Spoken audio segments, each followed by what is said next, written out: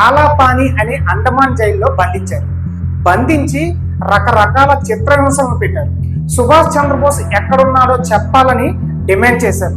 వెంటనే ఈమె సుభాష్ చంద్రబోస్ నా గుండెల్లో ఉన్నాడని చెప్పి, అయితే నీ గుండెల్లో ఉన్న సుభాష్ చంద్రబోస్ ని ఎలాగైనా బయటికి తీస్తామని చెప్పి ఒక ఇనుప కవచంతో ఆమె కుడి వృక్షోజాలాన్ని కోసేశారు. ఆమె నొప్పిని తట్టుకుందే గాని భయపడలేదు. బ్రిటిష్ మాతాకి జై అంటే నిన్ను వదిలేస్తామని బ్రిటిష్ వాళ్ళంటే భవానీ మాతాకి జై అంటాను తప్ప బ్రిటిష్ మాతాకు జై అని చెప్పను అని తేల్చి చెప్పేసింది. ఆ తర్వాత కొంతకాలానికి భారతదేశానికి స్వాతంత్రం వచ్చింది. కానీ నీరా ఆర్య మాత్రం హైదరాబాద్ కు వచ్చేసింది. ఎందుకంటే హైదరాబాద్ సెపరేట్ రాష్ట్రంగా ఉండిపోయింది, భారతదేశంలో కలవలేదు. ఇక్కడున్న నిజాం దుశ్చర్యలను, రజాకార్ల దుర్మార్గాలను ప్రభుత్వానికి చేరవేయడానికి మళ్లీ హైదరాబాద్ లో గూఢచారినిగా పనిచేసింది. ఆ తర్వాత కొంతకాలానికి హైదరాబాద్ కూడా భారతదేశంలో విలీనమైంది. ఇక్కడితో అయిపోలేదు, ఆగండి. ఆ తర్వాత నీరా ఆర్య గారు కడు పేదరికాన్ని అనుభవించారు. పొట్టకూటి కోసం చార్మినార్ పరిసర ప్రాంతాల్లో పూలు పళ్ళు అమ్ముకునే ఒక చిన్న దుకాణాన్ని పెట్టుకుని దాని ద్వారా వచ్చిన డబ్బులతో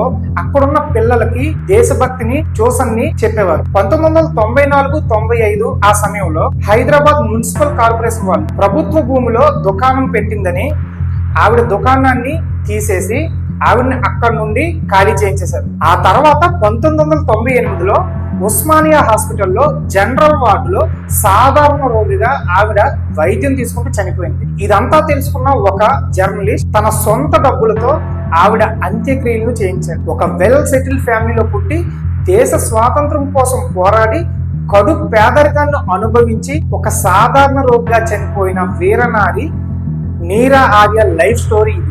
ఈ కంటెంట్ మీకు నచ్చితే లైక్ చేయండి, మన ఛానల్ ని సబ్స్క్రైబ్ చేయండి, ఈ ఇన్ఫర్మేషన్ ని మీ ఫ్రెండ్స్ అండ్ ఫ్యామిలీకి షేర్ చేయండి. మరొక మంచి కంటెంట్ తో మళ్ళీ కలుద్దాం.